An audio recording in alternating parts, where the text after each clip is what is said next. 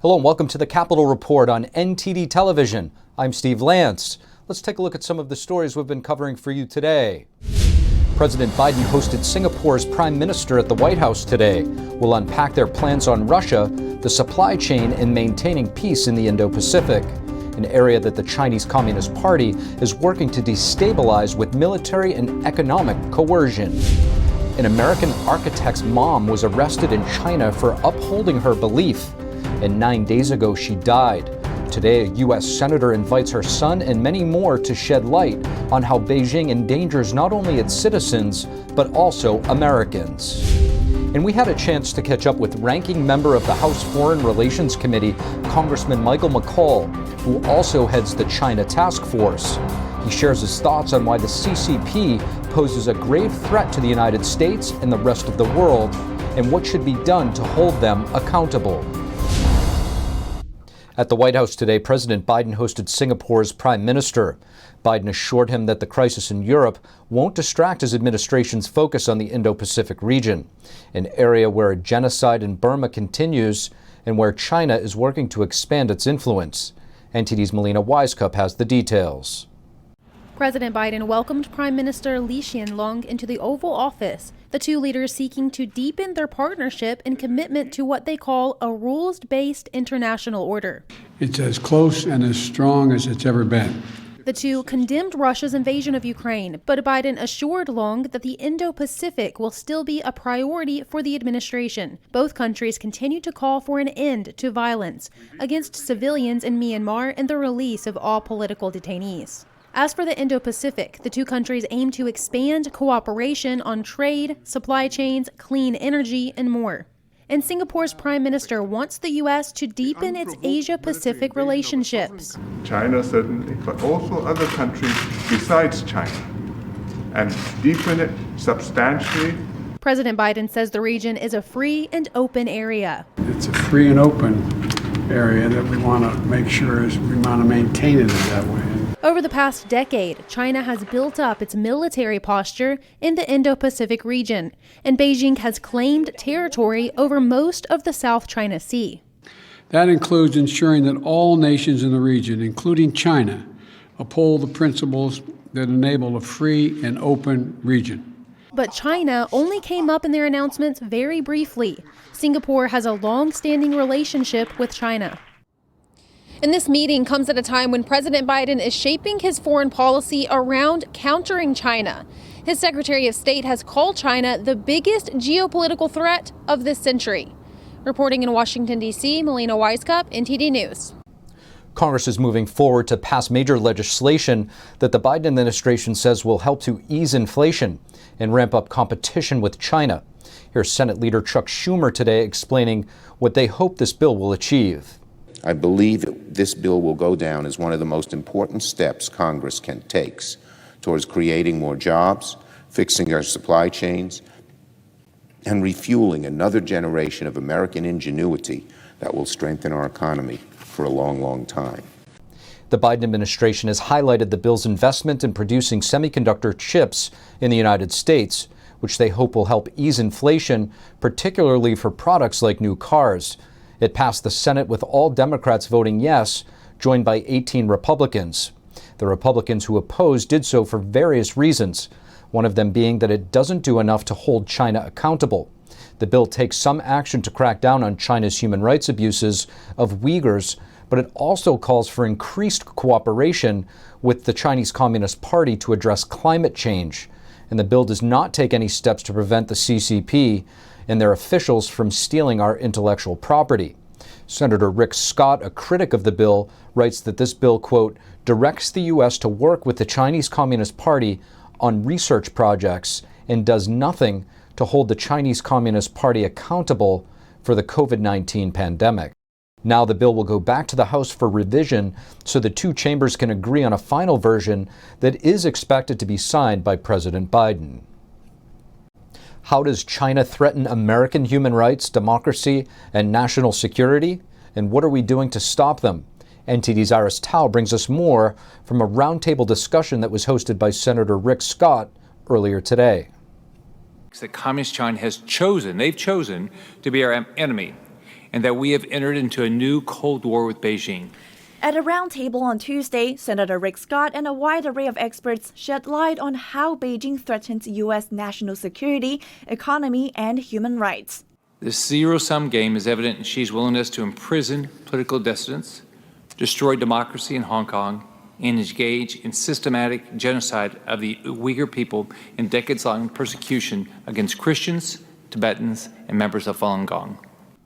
And the regime's influence is not only felt within its borders. But if you keep talking about these issues, then you're not going to get another contract. And that is my agent said that to me.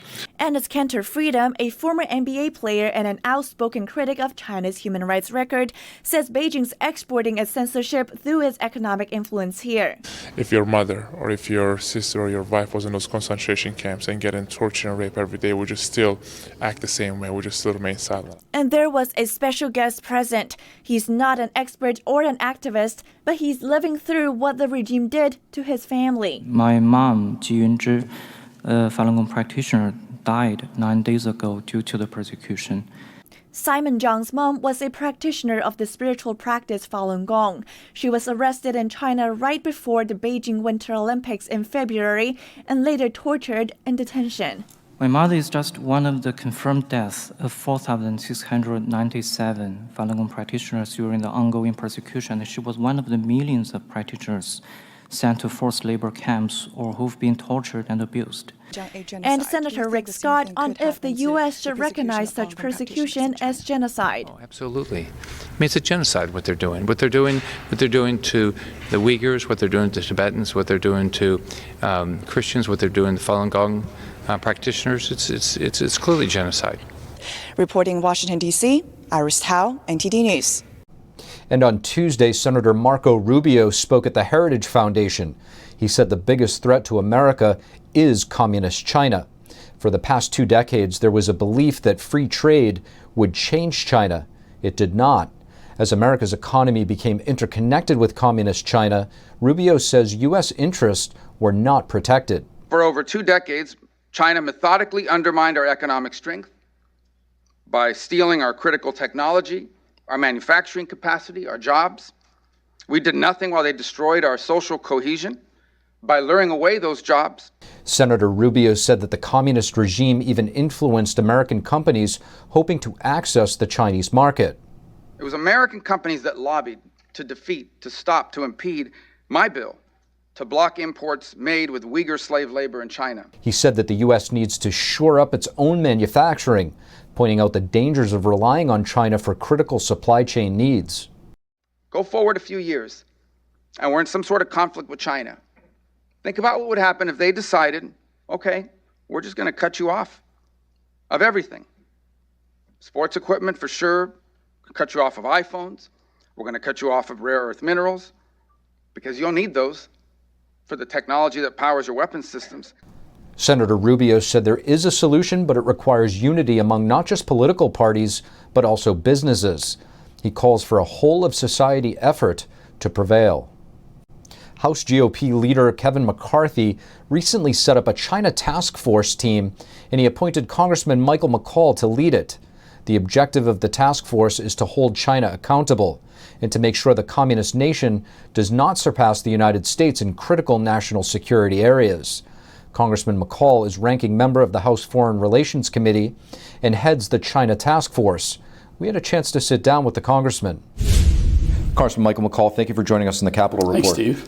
Congressman, I'd like to ask you about China, particularly their cyber capabilities. When it comes to China's ability to conduct a cyber attack, how advanced are they, and should it be a major concern to the United States?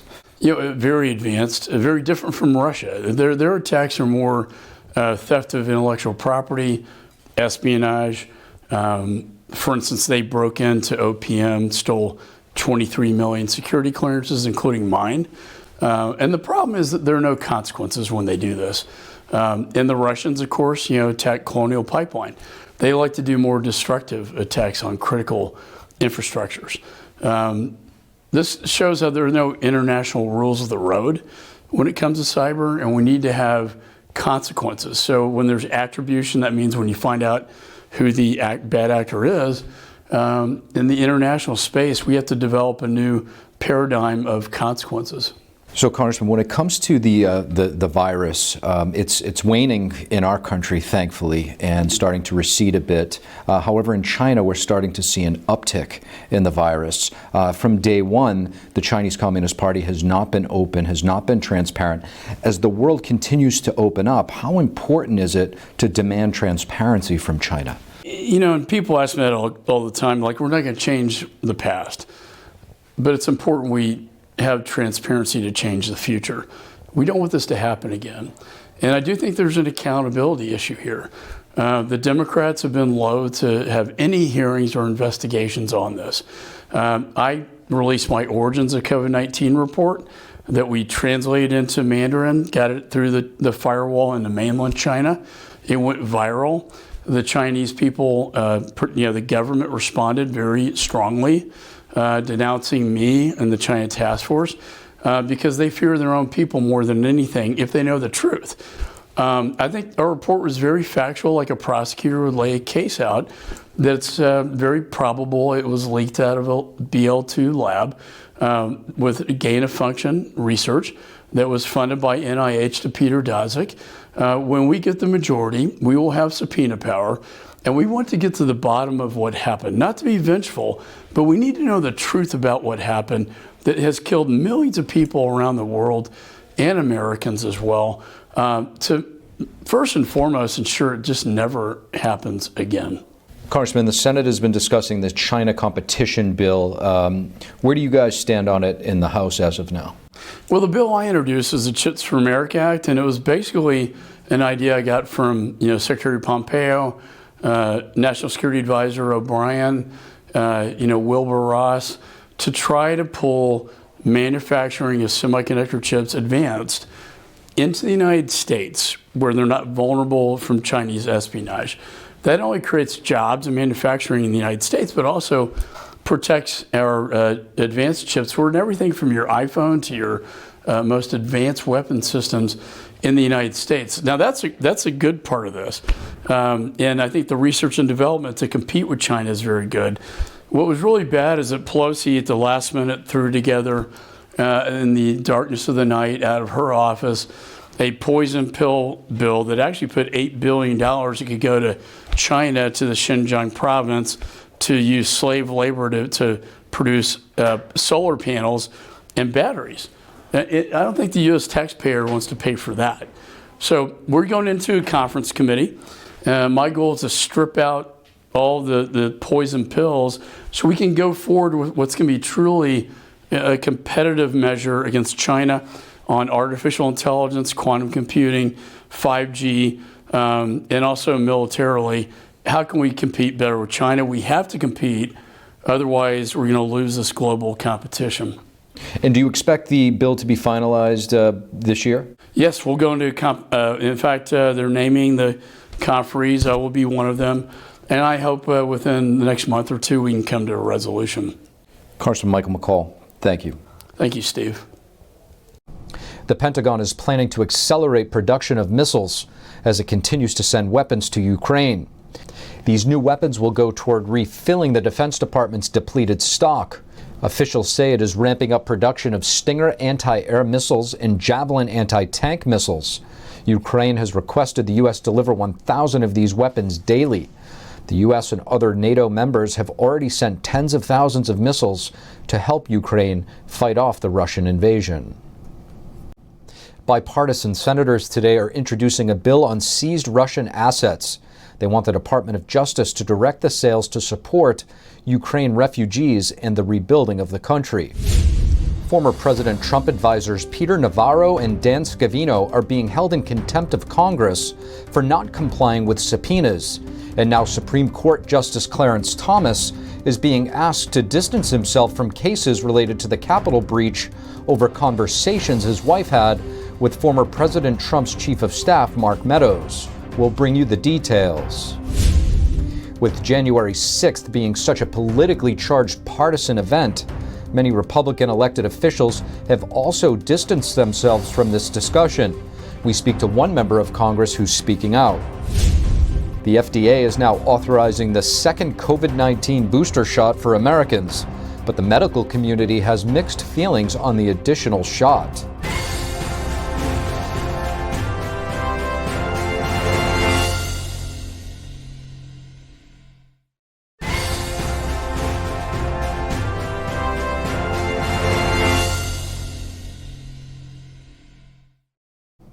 Hello and welcome back to NTD's Capital Report. I'm Steve Lance. The U.S. Food and Drug Administration is now authorizing the second COVID-19 booster shot for adults over 50 years old. It's still under the emergency use authorization. Previously, the second booster shot was only allowed for people with severe immune deficiencies. For the Pfizer and Moderna, a second booster can be given 4 months after the first. The medical community is mixed on whether this fourth shot is necessary to protect people from the virus. The House January 6th committee continues to investigate the Capitol breach. The 9-member committee is made up of 7 Democrats and 2 Republicans, those 2 of which are some of former President Trump's greatest political adversaries. They've voted unanimously to hold 2 former Trump advisors, Peter Navarro and Dan Scavino, in contempt of Congress. The committee says Navarro and Scavino are refusing to comply with subpoenas. The committee has many questions for Mr. Scavino about his political social media work for President Trump. Mr. Navarro is also a key witness. He's written a book boasting about his role in planning and coordinating the activity of January 6th.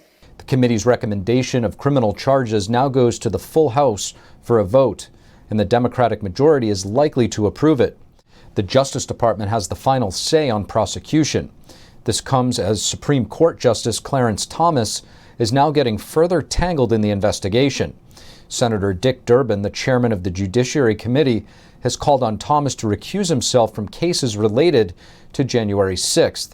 This is in response to surfaced reports that Thomas's wife, Ginny Thomas, was in contact with Mark Meadows and urged for the 2020 election results to be overturned.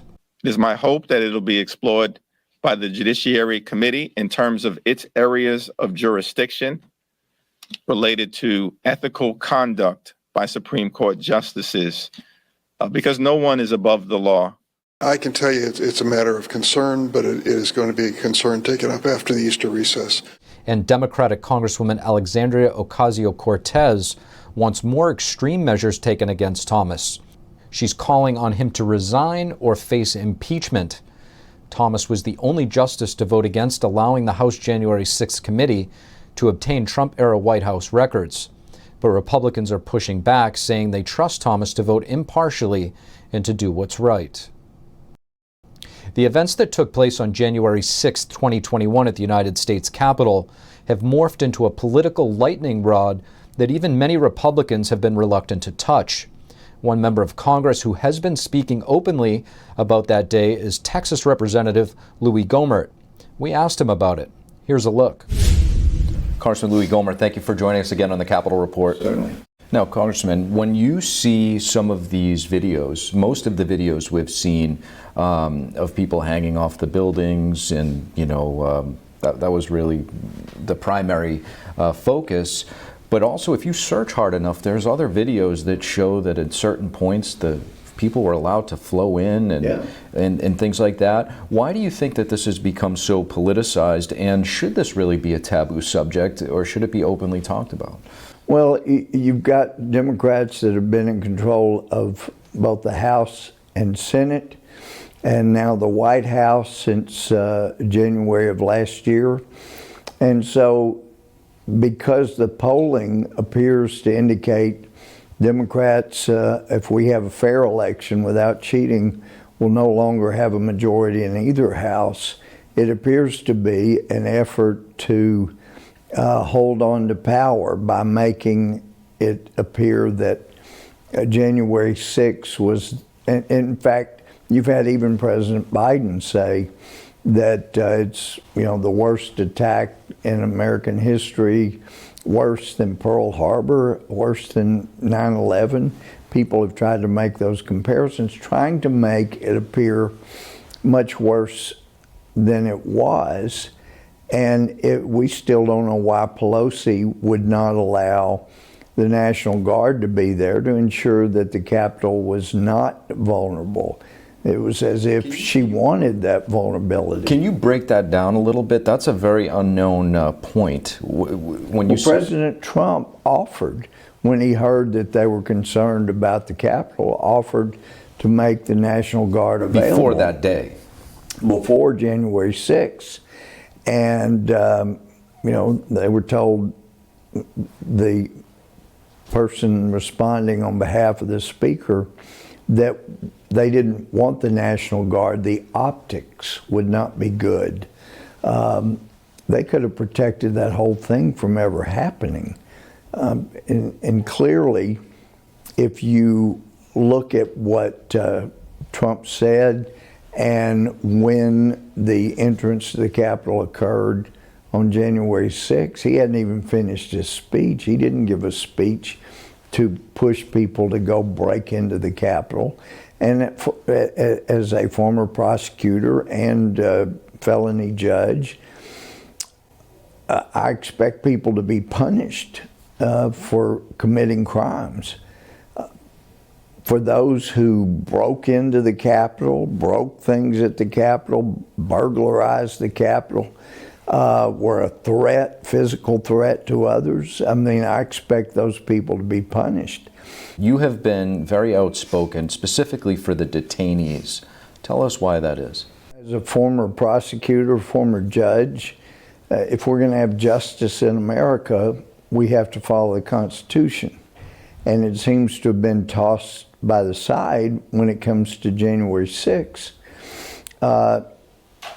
We've had so many of the people that went into the Capitol, or some that were just there, who were charged with obstructing an official session of Congress as a felony.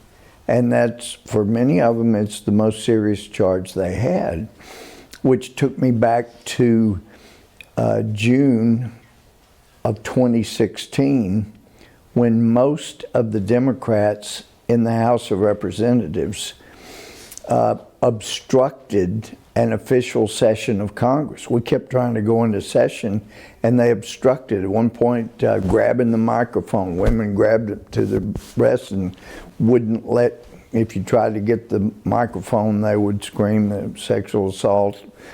But if the Department of Justice really wanted to be fair, and they had intentions of prosecuting conservatives, people that were supporters of President Trump, for obstructing an official session of Congress, well, they should have gone after the Democrats who were in the House of Representatives that obstructed an official session of Congress for much longer than those on January 6th did. So this appeared right off the bat to have a very political lean to it. They didn't care about any Democrat ever obstructing Congress. They only went after conservatives. Congressman Louis Gohmert, thank you. Well, thank you. Always a pleasure. Alaska's late Congressman Don Young is lying in state at the U.S. Capitol's Statuary Hall. He's among a select few chosen for this honor. To date, Young was the longest-serving Republican member of Congress in United States history.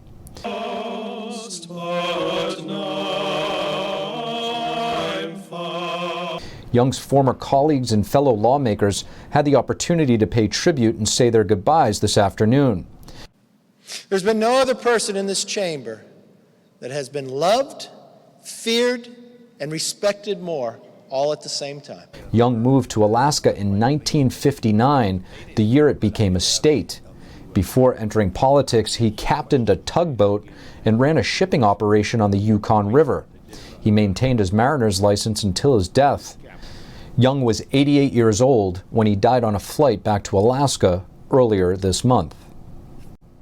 Authorities are putting Northern Virginia Community College, the school where First Lady Jill Biden teaches, into code red status. The campus was shut down and all classes were canceled due to a bomb threat this morning. A spokesperson for the First Lady says that at no point was Jill Biden in any danger. The First Lady was alerted to the shutdown before departing the White House to teach her class. All staff and students were evacuated from campus. This is the second security threat in recent weeks impacting the spouse of either the president or the vice president. Last month, Vice President Kamala Harris's husband, Second Gentleman Douglas Emhoff, had to leave an event at a D.C. high school due to a security threat. That's all we have for you on the Capitol Report tonight. Thank you for tuning in. From Washington, D.C., I'm Steve Lance, and we'll see you again tomorrow.